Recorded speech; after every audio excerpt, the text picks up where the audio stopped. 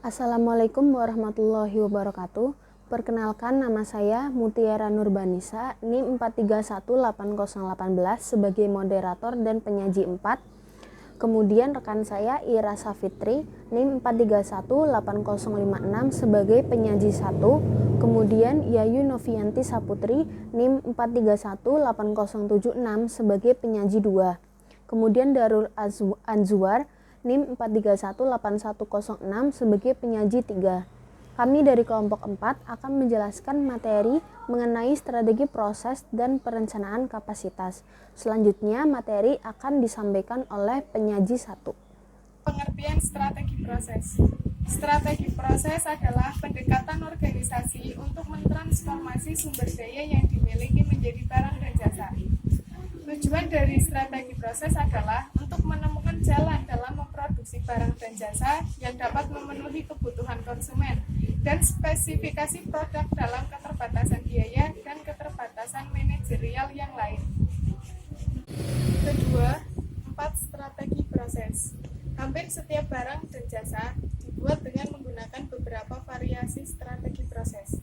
Antara lain, yang pertama, fokus proses. Artinya, suatu fasilitas yang diorganisasi di sekeliling proses untuk memfasilitasi produksi yang volumenya rendah, varietas yang tinggi. 2. Fokus yang repetitif merupakan suatu proses produksi yang berorientasi pada produk yang menggunakan modul. Modul adalah bagian atau komponen dari produk yang sebelumnya telah disiapkan, seringkali dalam proses yang terus-menerus. 3. Fokus pada produk. Suatu fasilitas yang diatur di sekitar produk yang berorientasi pada produk volume yang tinggi, proses dengan varietas yang rendah. Fasilitas yang berfokus pada produk juga dikenal dengan proses berkesinambungan karena menggunakan proses yang sangat lama. Produksi yang berjalan secara terus-menerus. Keempat, kustomisasi massal. Produksi yang cepat, biaya rendah yang melayani secara konstan perubahan dari keinginan konsumen yang unik.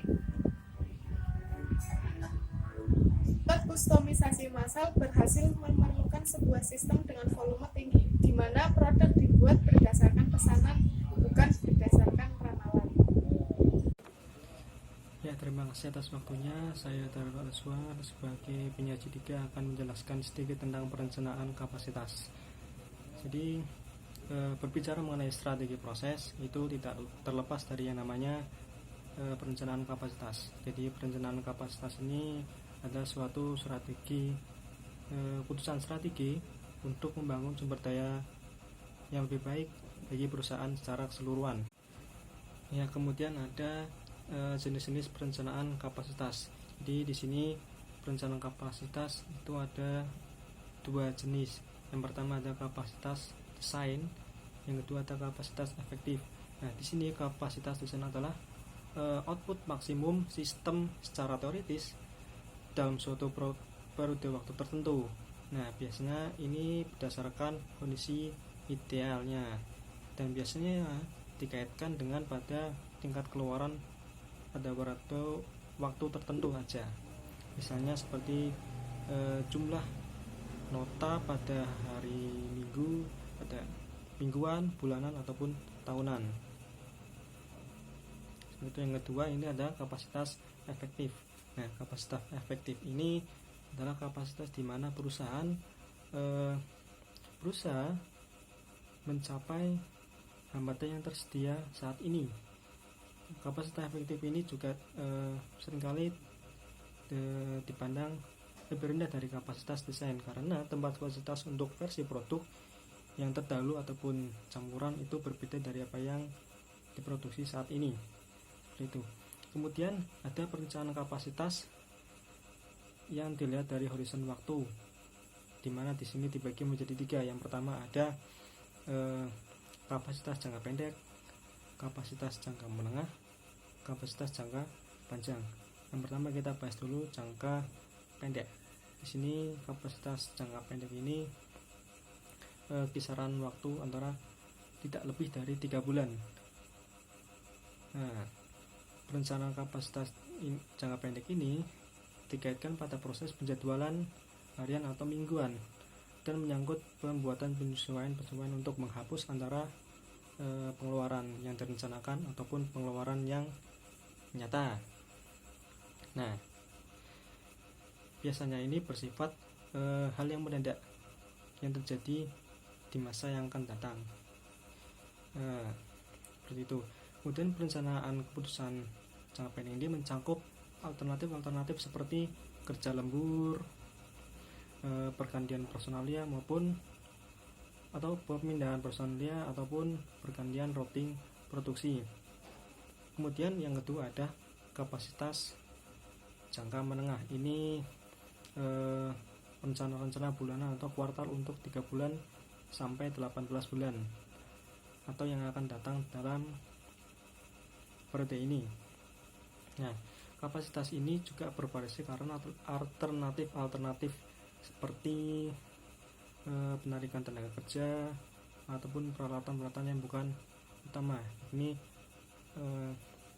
jangka waktunya lebih lama. Kemudian ada kapasitas jangka panjang. Ini perencanaan kapasitas yang panjang lebih dari 1 tahun, di mana sumber daya produktif memakan waktu yang lama untuk memperoleh atau menyelesaikan, itu seperti bangunan, mesin, dan lain-lain. Itu demikian dari penjelasan saya sebagai penyaji 3. Kemudian akan dilanjutkan oleh penyaji 4. Terima kasih. Analisis desain proses. Ketika kita menganalisis dan mendesain proses, kita perlu menanyakan. Yang pertama, apakah proses desain untuk mencapai keuntungan diferensiasi proses atau biaya yang murah? Yang kedua, apakah proses mengeliminasi langkah-langkah yang tidak menambah nilai? Ketiga, apakah proses memaksimalisasi nilai pelanggan seperti yang dianggap oleh pelanggan? Yang keempat, apakah proses itu akan dapat mendatangkan pelanggan? Berikut 5 alat bantu yang digunakan dalam mengukur analisa proses. Di antaranya, 1. Alat bantu diagram alur. Yang kedua, alat bantu pemetaan fungsi waktu. Yang keempat, alat bantu diagram proses. Dan yang terakhir adalah alat bantu perencanaan layanan. Selanjutnya, saya sebagai penyaji 4 akan menjelaskan mengenai analisis break-even point. Pengertian break-even point adalah posisi di mana perusahaan tidak memperoleh laba dan tidak menderita kerugian. BEP atau titik impas sangat penting bagi manajemen untuk mengambil keputusan untuk menarik produk atau mengembangkan produk, atau untuk menutup anak perusahaan yang tidak menguntungkan. Dengan kata lain, suatu usaha dikatakan impas jika jumlah pendapatan atau revenue sama dengan jumlah biaya, atau apabila laba kontribusi biaya hanya dapat digunakan untuk menutup biaya tetap saja. Manfaat analisis break-even point amatlah penting jika kita membuat sebuah usaha agar kita tidak mengalami kerugian, baik itu usaha yang bergerak di bidang jasa maupun manufaktur. Berikut manfaat dari BEP adalah alat perencana untuk menghasilkan laba.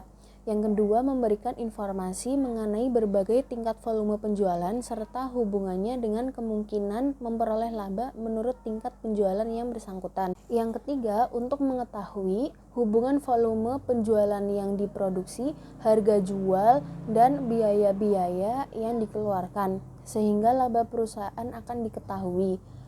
Terus selanjutnya, untuk mengetahui jumlah pendapatan atau jumlah penjualan minimum dalam unit produk maupun satuan uang agar perusahaan tidak menderita rugi.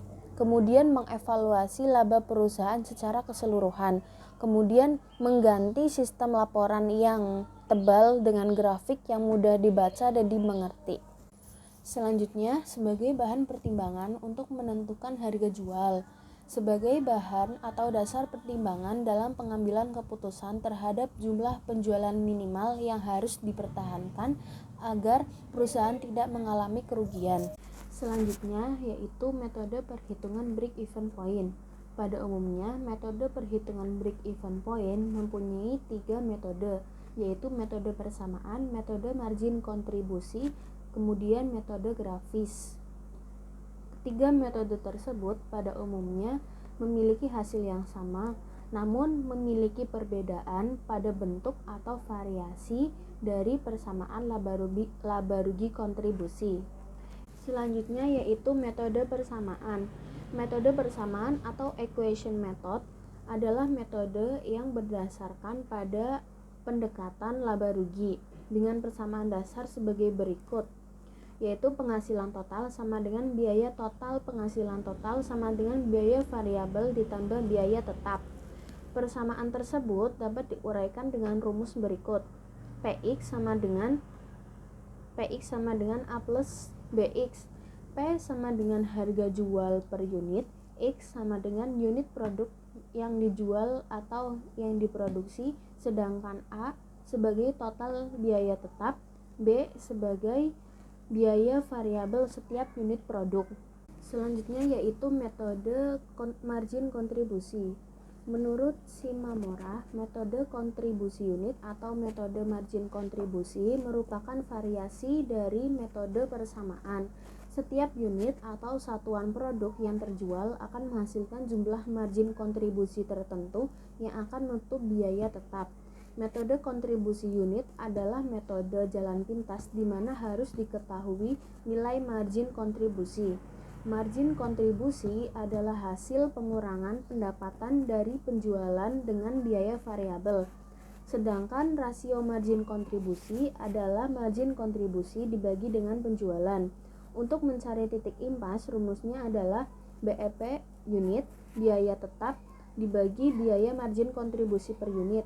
Sedangkan BEP rupiah sama dengan biaya tetap dibagi rasio margin kontribusi. Selanjutnya yaitu metode grafis. Manajer dapat menggambarkan titik impas melalui grafis.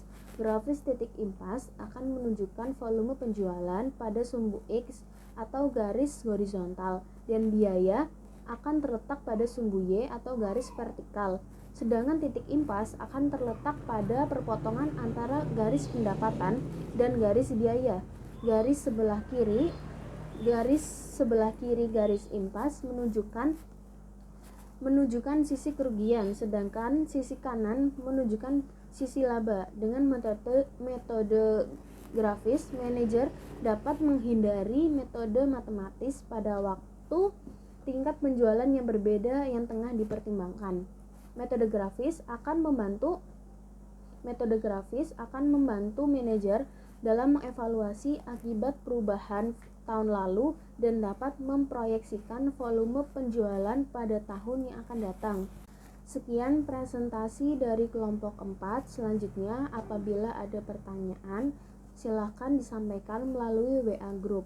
Wassalamualaikum warahmatullahi wabarakatuh.